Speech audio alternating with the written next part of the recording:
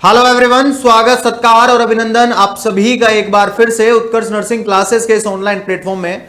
भाई RRB nursing officer की एक वैकेंसी आउट हो चुकी है। एलिजिबिलिटी क्राइटेरिया क्या है, क्या सैलरी रहेगी, क्या एग्जाम डेट है और एज लिमिट क्या है, कंप्लीट डिटेल्स हम इस वीडियो के अंतर्गत आप सभी बच्चों को मैं पूरी की पूरी कंप्लीट डिटेल एक शॉर्ट्स वीडियो के अंतर्गत अवगत कराने वाला हूं। इस वीडियो के अंतर्गत लास्ट तक जरूर बने रहिएगा।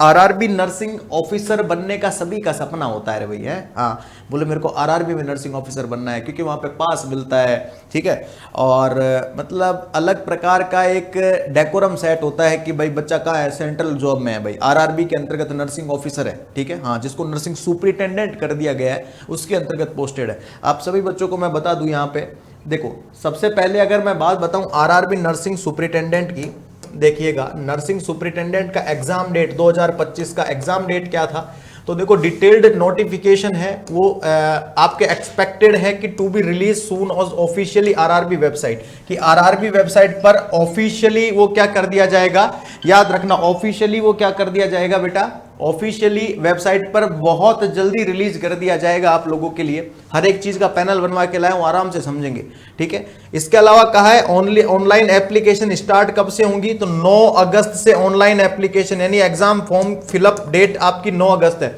9 अगस्त से आपको एग्जाम के फॉर्म फिल करने हैं भाई, 9 अगस्त को आपको एग्जाम के फॉर्म फिल करने हैं। लास्ट डेट क्या है एग्जाम फॉर्म फिल की, तो 8 सितंबर तक, यानी 9 अगस्त से 8 सितंबर तक आपके एग्जाम फॉर्म भरे जाएंगे इसके अंतर्गत। अब एग्जाम कब होगा, तो will be notified in the detailed notification, वो आपके डिटेल्ड नोटिफिकेशन के अंतर्गत आप लोगों के आएगा। नोटिफिकेशन यानी नोटिफाई आपको पता बता दिया जाएगा डिटेल्ड नोटिफिकेशन के दौरान। अब आप बोलेंगे डिटेल्ड नोटिफिकेशन कब आएगा, तो ये मैं पहले बता चुका हूं, to be release soon as officially, बहुत जल्दी आरआरबी की वेबसाइट पे ये अपलोड कर दिया आप लोगों के लिए जाएगा, ठीक है। पूरी चीजें बताऊंगा मैं आप लोगों के लिए अच्छे तरीके से, ठीक है। आप देखते रहिएगा साथ साथ में। तो 9 अगस्त, अब मेरा तो मैंने मानना ये है कि 9 तारीख को शुरू हो रहा है ना, तो 10 तारीख को ही फॉर्म भर दो सारे के सारे, ठीक है। लास्ट डेट तक कभी भी नहीं जाना होता है, ठीक है। ऐसा नहीं है कि मैं तो लास्ट में भरूंगा, पहले सबको भर लेने दो। हो सके कि लास्ट को मान लो साइट नहीं चली, फिर क्या कर लोगे आप, ठीक है। हाँ, इसलिए जितना जल्दी हो सके उतना जल्दी एग्जाम का फॉर्म फिलअप कर देना है। उसके बाद नेक्स्ट अगर मैं बात करूं, यहां पे एज क्राइटेरिया की बात करी थी मैंने, अभी क्या बात करी थी, एज क्राइटेरिया क्या क्या रहेगा। देखो एज क्राइटेरिया याद रखना, मिनिमम 20 साल रहने वाला है। एज क्राइटेरिया मिनिमम 20 साल रहता है और मैक्सिमम एज क्राइटेरिया 43 साल का है। कितना है, 43। यानी कि अगर मैं बात बताऊं 20 साल से लेकर के 43 एज ग्रुप के व्यक्ति इसको फॉर्म को फिल कर सकते हैं।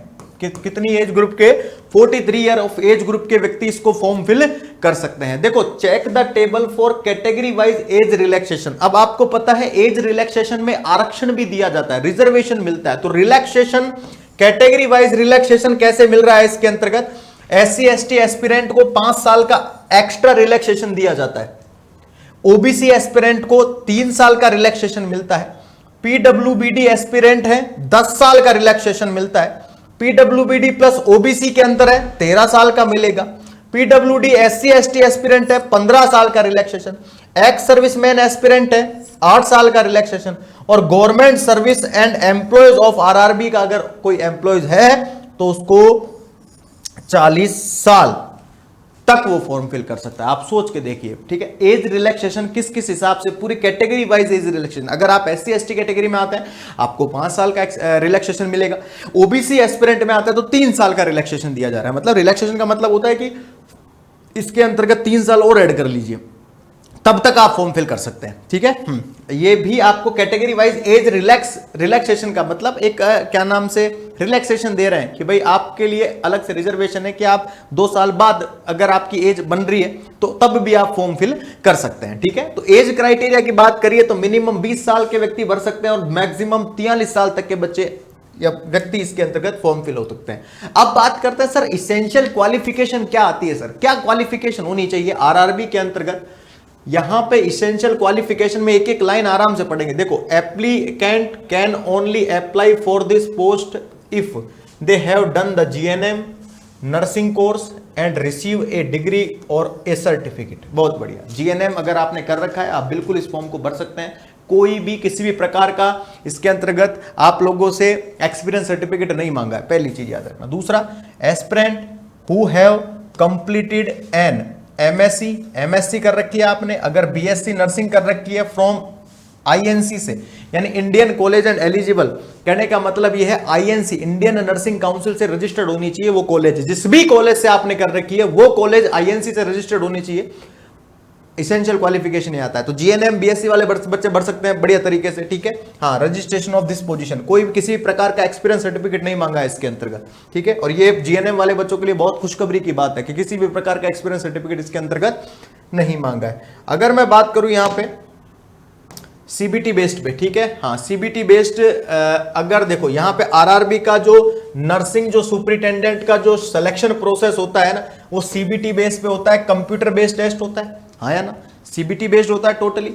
अहमदाबाद देखो, जैसे रीजन है अहमदाबाद, तो अहमदाबाद में ये वाली साइट होती है, चेन्नई के अंदर ये साइट है, मुजफ्फरनगर में ये साइट है, अजमेर में ये साइट है, जैसे rrb.ajmer.government.in, rrb muzaffar.government.in, इस प्रकार से गोरखपुर, पटना, बेंगलुरु, गुवाहाटी, प्रयागराज, ठीक है, आपके भोपाल, जम्मू, श्रीनगर, रांची, भुवनेश्वर, कोलकाता और सिकंदराबाद, बिलासपुर, मालदा, सिलीगुड़ी, मुंबई, मतलब इस प्रकार से आपके क्या है सीबीटी सुपरिटेंडेंट सिलेक्शन अलग अलग रीजन के अंदर आपको वैकेंसी पोस्ट अलाउट होती है। ऐसा तो है नहीं कि आपको सारे सभी बच्चों को अजमेर में पोस्टिंग दे देंगे या सभी बच्चों को मुजफ्फरपुर में पोस्टिंग दे देंगे या सभी बच्चों को अहमदाबाद में दे देंगे, अलग अलग लगेगी भाई, ठीक है। हाँ, ये याद रखना, अलग अलग जगह पोस्टिंग दी जाती है। याद रखिएगा, नोट के अंतर्गत आप लोगों के लिए स्पेशल नोट है कि single applicant required, each aspirant may apply to only one railway recruitment board and can submit only one online application। अब ऐसा नहीं है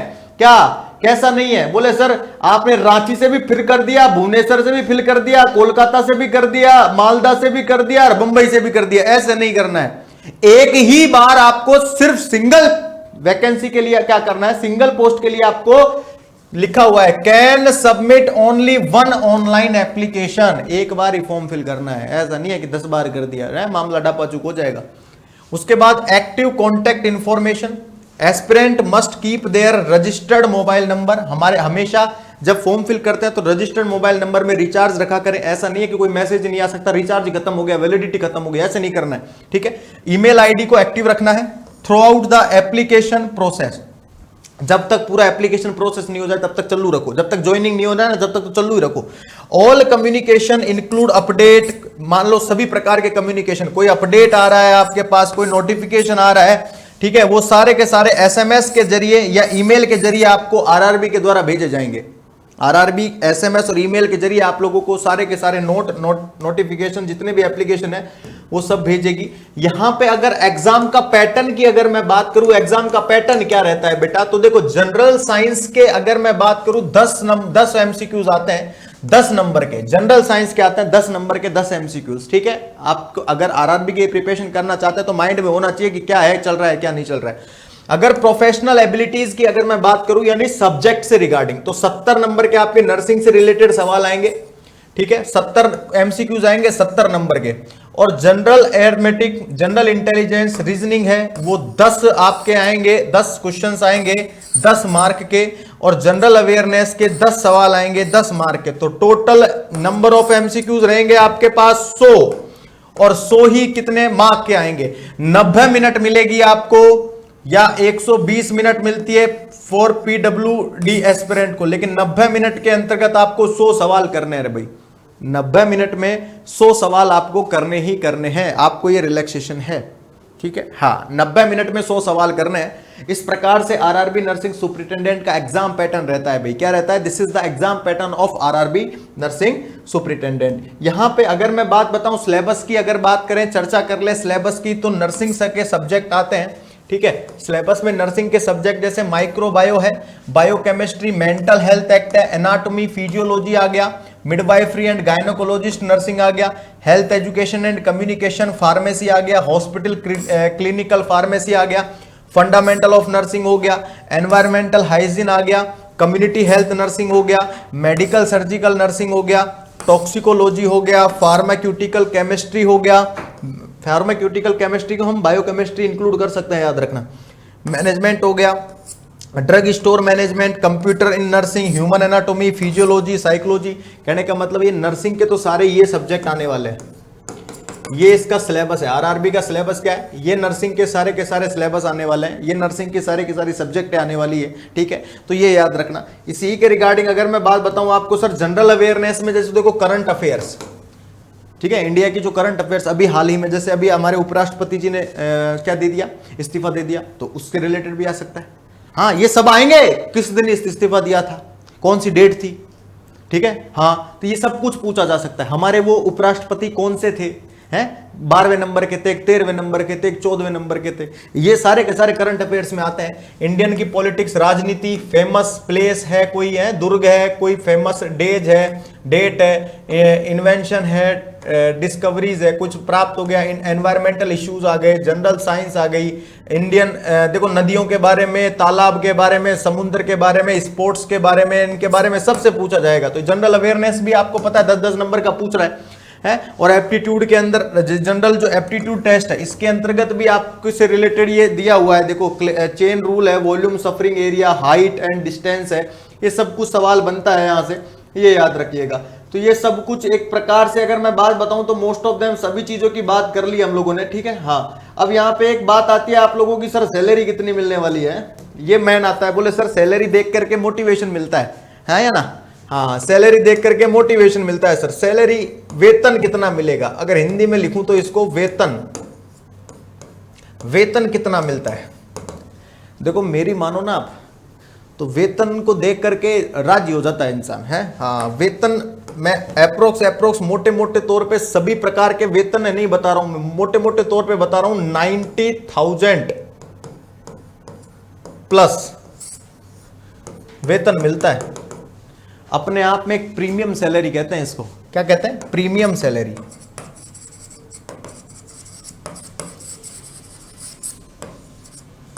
प्रीमियम सैलरी कहते हैं इसको, गजब की सैलरी होती है। 90,000 में आप भाई साहब अपने सारे शौक पूरे कर सकते हैं।